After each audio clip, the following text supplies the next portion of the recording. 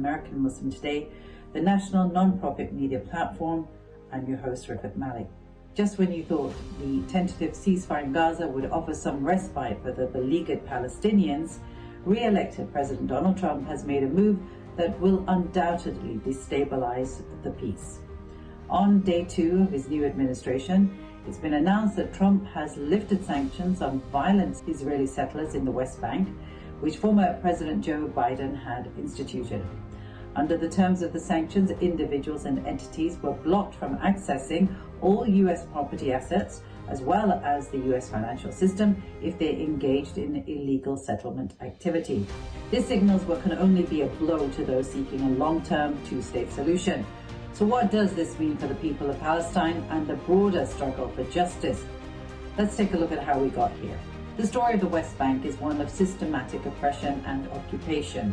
In 1967, during the Six-Day War, Israel captured the West Bank, East Jerusalem, and the Gaza Strip. These territories became the foundation of the Palestinian struggle for a future independent state. Fast forward to today, the West Bank is home to more than 700,000 Israeli settlers living in settlements deemed illegal under international law. But legality has never been a deterrent for expansion, as UN resolutions which call on Israel to end the settlements have been conveniently vetoed by the US. Settlements have mushroomed over decades, fueled by Israeli policies that prioritize the settler minority at the expense of the 3.1 million Palestinians living under military occupation in the West Bank.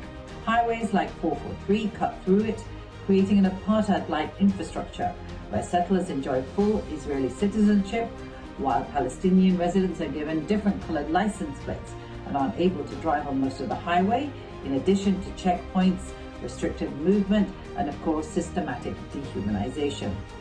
Right-wing Israeli Prime Minister Benjamin Netanyahu, who is of course wanted for war crimes by the ICC, has been a vocal supporter of the settlements, and some of the most prominent positions in his administration are held by extremist settlers, including the Finance Minister Bezalel Smotrich and the Minister of National Security, Itamar Ben-Gvir. Israeli settlement expansion has carried on to varying degrees under multiple American administrations. During Trump's first term, Israel advanced nearly 33,000 housing units, according to Peace Now, an anti-settlement watchdog group. This is almost 3 times as much as during President Barack Obama's second term. The numbers fell significantly during the first 2 years of the Biden administration, but shot up again in 2023, shortly after Israel's current far-right pro-settlement government was formed, and have surged throughout the war since October the 7th. Enter Donald Trump. During his previous administration, Trump radically shifted U.S. policy. He recognized Jerusalem as Israel's capital, legitimized settlements, and proposed a so-called peace plan that gave Palestinians little more than scattered enclaves. Now he's back, and the actions of his first days in office send a chilling message. Trump's executive order lifting sanctions on violent settlers coincided with an escalation of violence in the West Bank. Settlers, emboldened by this move, rampaged through Palestinian villages, torching homes and cars, while Israeli forces launched deadly raids in cities like Jenin. In the past, Trump has described the Palestinian-Israel conflict as a real estate dispute. Gaza is like a massive demolition site. It's got to be rebuilt in a different way, he said. In the White House yesterday, he returned to similar terminology, describing the war-ravaged enclave in the words of a property developer.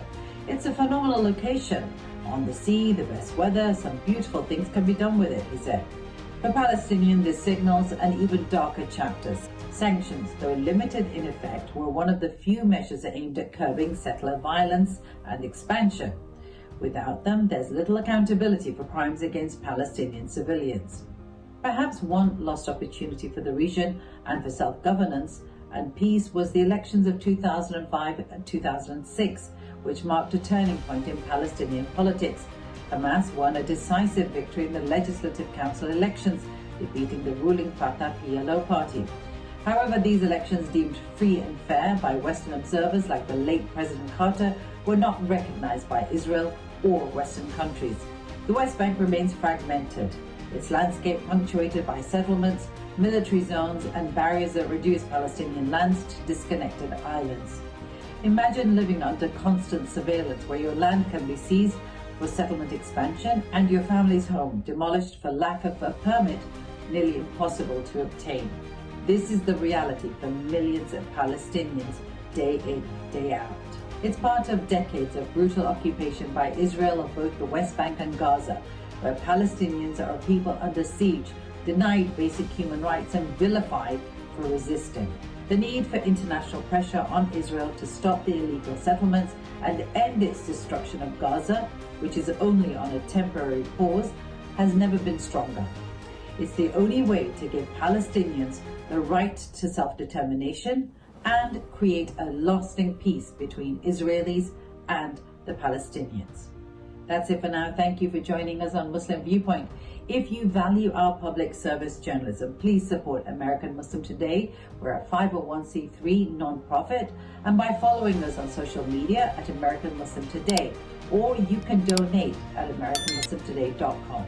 Before you go, don't forget to hit that subscribe button. Until next time, I'm Rifat Malik.